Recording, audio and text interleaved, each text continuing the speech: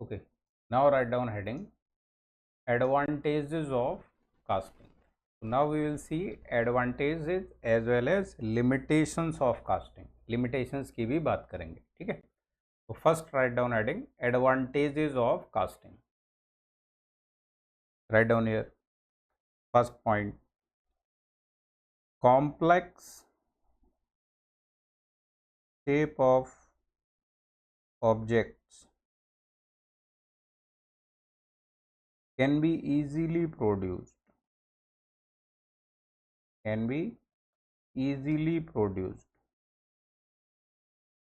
Second, less expensive process.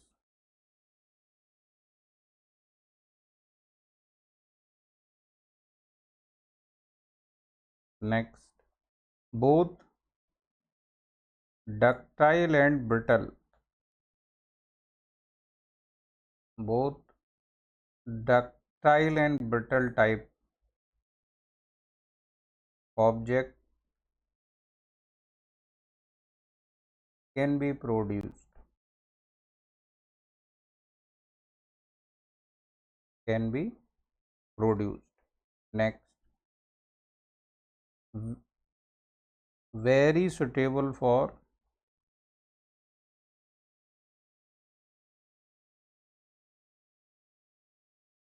very large size objects.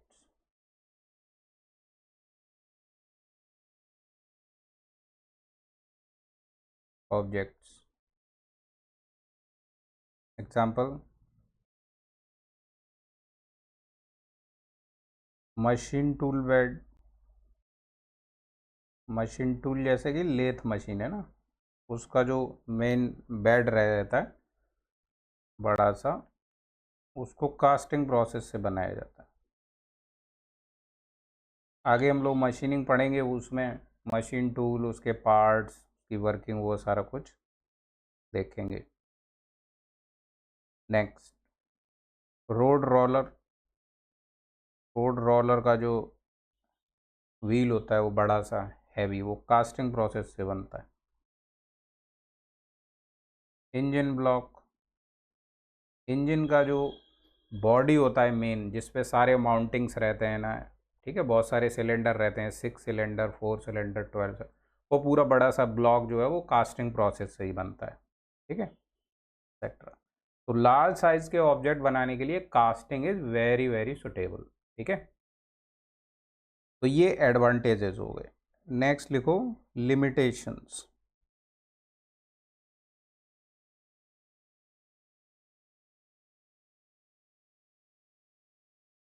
Limitations of casting. Casting मतलब casting process, है ना.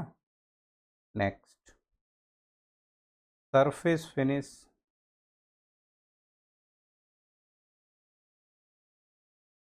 Generally not good.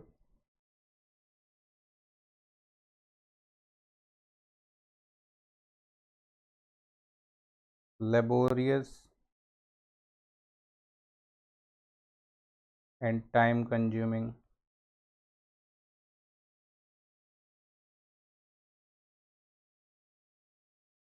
Process. Next, chances of gas defects. Gas defects जैसे कि उसमें gas अगर entrapped रह गई कैविटी में तो ब्लो होल वगैरह उसके अंदर बबल्स टाइप के फॉर्म हो जाते हैं, ठीक है. बाकी और क्या क्या डिफेक्ट रहते हैं we will see in detail. Okay. Next, mechanical properties.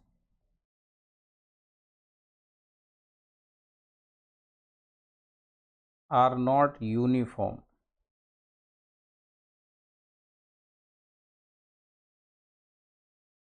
Due to non uniform cooling. Non uniform cooling. तो ये एक बड़ा ड्रॉबैक है. मटेरियल प्रॉपर्टीज़ किस पे डिपेंड करती थी, हम लोगों ने मटेरियल साइंस में देखा, ग्रेन साइज पे, है ना. अगर ग्रेन साइज यूनिफॉर्म नहीं होगा तो मटेरियल प्रॉपर्टी यूनिफॉर्म नहीं होगी, है ना। तो जहाँ पर जिस सेक्शन पर उसका स्ट्रेंथ मिनिमम होगी वहाँ से उसका फेलियर का चांस बनेगा। अब यूनिफॉर्म कूलिंग क्यों नहीं हो पाती है, क्योंकि देखो जैसे मान लो ये मोल्ड है, दिस इज द मोल्ड, और इसके अंदर ये रहा mould cavity, this is the mould cavity inside the mould, ऐसे, ठीक है। मोल्ड सैंड का बना हुआ है, तो ये सैंड है, मोल्ड सैंड, ठीक है। सिंपल सा हम रेक्टेंगुलर ब्लॉक इसमें अज्यूम कर रहे हैं कैविटी में कि बनेगा। तो जब हम इसमें मोल्टन मेटल जो गेट के थ्रू पोर कर देते हैं, राइजर वगैरह भी होंगे इसमें, सब पूरा diagram bar bar banana it is not possible. तो देखो जब हम इसमें मोल्टन मेटल लिक्विड इसमें पोर कर दिया, फिर उसको कूलिंग के लिए छोड़ दिया, तो कूलिंग कैसे होगा? कूलिंग इस तरीके से होगा कि भाई यहाँ पर होगा पोरिंग टेम्परेचर, क्योंकि इस पूरे में मोल्टन मेटल भरा हुआ है। तो यहाँ बाउंड्री पे क्या होगा? इनर बाउंड्री पे पोरिंग टेम्परेचर, आउटर बाउंड्री पे यहाँ क्या होगा? Atmospheric temperature. तो हमारा हीट इस तरीके से पहले कंडक्शन के थ्रू, फिर बाद में कन्वेक्शन के थ्रू हीट बाहर जाएगा, ठीक है। तो हीट बाहर जाता है तो अंदर जो भी मोल्टन मेटल भरा होगा उसका सॉलिडिफिकेशन स्टार्ट होगा, पहले कूल होगा फिर सॉलिडिफिकेशन स्टार्ट होगा। तो सॉलिडिफिकेशन स्टार्ट होता है तो जिस वॉल पर सॉरी बॉल के जो ग्रेन पास में रहते हैं वहां पर हमें फाइन ग्रेन्स मिलते हैं। वॉल के पास में क्या होंगे? फाइन ग्रेन मिलेगा, इस तरीके से फाइन ग्रेन मिलता था अपना फास्ट कूलिंग रेट से, तो बाहर वाला जल्दी कूल हो जाएगा। लेकिन जैसे जैसे हम अंदर जाते जाते हैं ग्रेन साइज इंक्रीज करता जाता है, ग्रेन साइज इंक्रीज करता जाता है। बाकी सॉलिडिफिकेशन में हम लोग आगे देखेंगे कि प्राइमरी डेंड्राइट, सेकेंडरी डेंड्राइट, ये सारे कुछ फॉर्म होंगे। लेकिन फिलहाल के लिए यहाँ हम सिंपल ऐसे ग्रेन साइज को डिफरेंट डिफरेंट शेप से बनाते जाएंगे। पहले फाइन ग्रेन का लेयर था, फिर आगे अंदर की तरफ कास्टिंग में जाते जाएंगे तो हमें कॉलमनर टाइप, मतलब लार्ज लेंथ, उनका लेंथ एक साइड इंक्रीज होगा, एक एक्सिस पे उसका लेंथ ज़्यादा होगा, तो कॉलमनर टाइप के ग्रेन्स मिलते जाते हैं। तो ग्रेन साइज बढ़ता जाएगा तो हमारा मटेरियल प्रॉपर्टी स्ट्रेंथ जो है वो डिक्रीज करती जाएगी, ठीक है। अच्छा से कूलिंग क्या होता है? अगर हमारा डिजायर्ड कूलिंग रेट सब जगह सेम टाइप का हो तो ग्रेन्स जो होते हैं, ग्रेन्स वो पूरे ही उसमें यूनिफॉर्म टाइप के ग्रेन रहने चाहिए। अगर यूनिफॉर्म कूलिंग होगा तो यूनिफॉर्म कूलिंग के लिए फिर इसमें और चीज़ें अटैच की जाती हैं साइड में। जैसे इसमें चिल्स यूज़ किए जाते हैं कि भाई हर साइड एक्सटर्नल मेटलिक पीस लगा दो, तो मेटल का कंडक्टिविटी हाई होता है तो इधर इधर इधर इधर कूलिंग। और फिर कूलिंग का डायरेक्शन भी पता चला कि इधर आपका एम्बिएंट टेम्परेचर लो है तो इधर कूलिंग ज़्यादा हो रहा है, लेकिन इधर लेट से फर्नेस साइड है तो furnace side ambient temperature high होगा तो इधर कूलिंग रेट कम होगा, इधर ज़्यादा होगा। तो एक तो ग्रेन्स को कंट्रोल करते हैं, साथ में हम डायरेक्शनल कूलिंग, कूलिंग हमारा हर डायरेक्शन से सेम हो, ठीक है। तो वो इस पे भी डिपेंड करेगा कि जो हमारा ऑब्जेक्ट है, प्रोडक्ट है, वो सिमेट्रिक होना चाहिए। अगर अनसिमेट्रिक ऑब्जेक्ट है तो उसमें यूनिफॉर्म कूलिंग रेट आप वैसे ही नहीं कर सकते हो क्योंकि उसका शेप ही इस तरीके का है। गेटिंग पॉइंट और नॉट? तो उसके लिए पैडिंग और चिल्स ये चीज़ें यूज़ की जाएंगी, बाद में हम लोग डिटेल में पढ़ेंगे, फिलहाल नोट मत करना इसको, फिर कंफ्यूजन होगा। तो एक्स्ट्रा चीज़ें फिर हम इसमें लगाते हैं जिससे कि हमें ग्रेन साइज जो है वो यूनिफॉर्म मिले और कूलिंग यूनिफॉर्म अगर पूरे की होगी तो मटेरियल प्रॉपर्टीज हमें यूनिफॉर्म मिलेगी। हेडिंग पॉइंट और नॉट? तो यहाँ पे ये जो ग्रेन्स हैं पास वाले, इनको लिख दो फाइन ग्रेन्स, फाइन ग्रेन्स। थोड़े पीछे आएंगे तो अपने को मिलेंगे कोर्स ग्रेन्स, और पीछे आएंगे तो अपने को मिलेंगे कॉलमनर ग्रेन्स, तो ये क्यों हुआ? क्योंकि हमारा कूलिंग जो है, कूलिंग रेट जो है वो यूनिफॉर्म नहीं रहता है। हेडिंग पॉइंट और नॉट? ओके, तो this is what.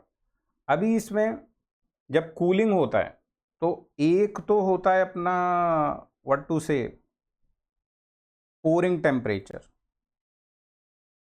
Pouring temperature, जिस टेम्परेचर पर मोल्टन मेटल को पोर किया जाता है वो उसके मेल्टिंग पॉइंट से काफ़ी हाई होता है।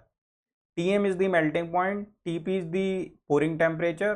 तो एक्स्ट्रा जितना होगा इससे वो एक्स्ट्रा कहलाता है डिग्री ऑफ सुपर हीट। वो क्या कहलाता है? Degree of super heat. तो pouring temperature is larger than the melting point.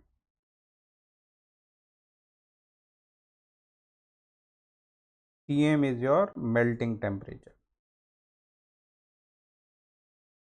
उससे जितना ज़्यादा होगा 100 degree, 200 degree, that will be called degree of super heat. Degree of super heat. But इसको भी एक रेंज में रखा जाता है। बहुत ज़्यादा डिग्री ऑफ सुपर हीट भी नहीं कर सकते क्योंकि जो मोल्ड की सैंड है उसको भी तो सस्टेन कराना है। पता चला सैंड ही उसका मेल्ट कर गया, इतना ज़्यादा टेम्परेचर पे पोर कर दिया आपने, ठीक है। और अगर पोरिंग टेम्परेचर हाई होगा, जितना टेम्परेचर हाई होगा मोल्टन मेटल का फ्लूइडिटी उतना ज़्यादा होगी, फ्लोएबिलिटी उतना ज़्यादा होगी, तो उसकी वेलोसिटी उतना ज़्यादा होगी। तो वेलोसिटी हाई होगी तो टर्बुलेंस क्रिएट होगा, फिर से सैंड इरोजन के चांसेस बढ़ेंगे, तो वो चीज़ भी नहीं रहनी चाहिए। तो these are the limitations also in case of casting process. Heading point next, इसी में एक छोटा सा हेडिंग डाल दो, सेलेक्शन ऑफ मैन्युफैक्चरिंग प्रोसेस।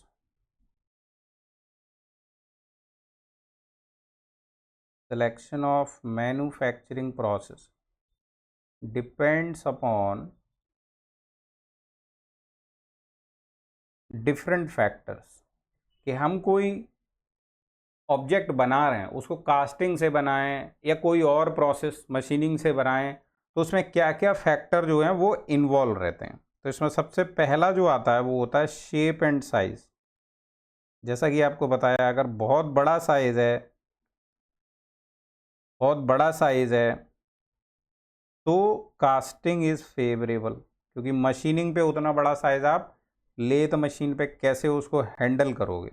तो पहला आ जाता है shape and size of object. दूसरा required mechanical properties. Required mechanical properties. For example कितनी स्ट्रेंथ चाहिए उसकी, है ना, या कितनी हार्डनेस चाहिए उसकी, या कितनी टफनेस चाहिए उसकी। हेडिंग पॉइंट और नॉट? तो उस पर अपना प्रोसेस जो है डिपेंड करेगा। Next, required accuracy and surface finish. तो जैसा अभी आपको बताया था कि कास्टिंग में सरफेस फिनिश बहुत बेटर नहीं मिलता है। तो रफ टाइप के ऑब्जेक्ट बनाने हैं तो सिर्फ उसको कास्टिंग से प्रोड्यूस किया जा सकता है। लेकिन जहाँ हाई सरफेस फिनिश चाहिए, जैसे अगर हमें पिस्टन सिलेंडर बनाना है तो पिस्टन सिलेंडर में यहाँ फ्रिक्शन मिनिमम होना चाहिए, तो पिस्टन सिलेंडर में यहाँ surface finish very high required रहता है, ठीक है। तो फिर उसको पहले कास्टिंग करेंगे, बाद में उसकी मशीनिंग भी करनी पड़ेगी। हेडिंग पॉइंट और नॉट? तो machining is the good process. लेकिन पिस्टन सिलेंडर अगर वेरी लार्ज इंजन है, जैसे हमारे जो शिप रहते हैं, है ना, शिप रहते हैं, तो शिप में इंजन का साइज बड़ा होता है, पिस्टन सिलेंडर का साइज बड़ा रहता है, तो वहाँ वो पहले कास्टिंग कर सकते हो फिर उसका मशीनिंग कर सकते हो। हेडिंग पॉइंट और नॉट? बट जो स्मॉल साइज पिस्टन है उनको आप मशीनिंग से ही डायरेक्ट प्रोड्यूस कर सकते हो, ठीक है। इफ बार्स के शेप में पहले ही रॉ मटेरियल है आपके पास, आप उससे प्रोड्यूस कर सकते हो। Next, cost is also a major factor, cost of the object। so these are the different factors जिससे हम मैन्युफैक्चरिंग प्रोसेस को डिसाइड करते हैं, ठीक है। तो ये थे हमारे advantages, limitations and the factors for different process and the casting process. Done कर दो इसको।